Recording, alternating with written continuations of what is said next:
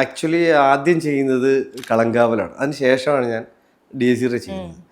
പക്ഷേ എനിക്ക് ഈ ഒരു ഭാഗ്യം അദ്ദേഹത്തിൻ്റെ വായിൽ നിന്ന് ഇങ്ങനെ നല്ലൊരു കമൻറ്റ് കിട്ടാൻ, അല്ലെങ്കിൽ അദ്ദേഹം എന്നെ പറ്റി പറഞ്ഞ ഒരു സ്റ്റേറ്റ്മെൻ്റ് ഉണ്ടായിരുന്നു.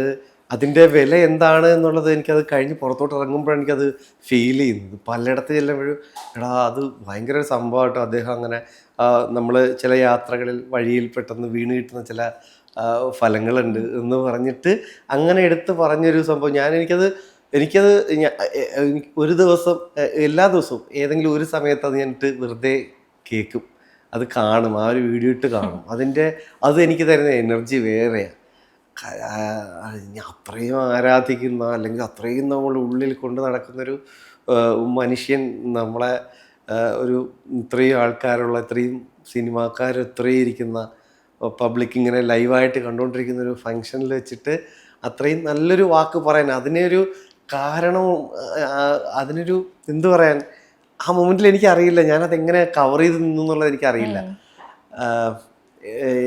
ഞാൻ കരുതുന്നില്ല, കാര്യം ആ സ്റ്റേജിലേക്ക് കയറാൻ പ്ലാൻ ഉണ്ടായിരുന്നില്ല. അത് പറഞ്ഞിരുന്നത് ഡയറക്ടർ, റൈറ്റർ, പിന്നെ പ്രൊഡക്ഷൻ്റെ ഭാഗമായിട്ട് പിന്നെ മമ്മൂട്ടി സാറ്, അങ്ങനെ വിനായകൻ ചേട്ടൻ, ഇത്രയും പേരാണ് പ്ലാൻ ചെയ്തിരുന്നത്. ഞാൻ എന്നുള്ള വ്യക്തി അവിടെ ഇല്ലായിരുന്നു. അത് എന്നോട് പറയല്ല, ഇതാണെന്നുള്ളൊരു ഇത് കണ്ട്. അപ്പം ഞാൻ വളരെ ഹാപ്പിയാണ്.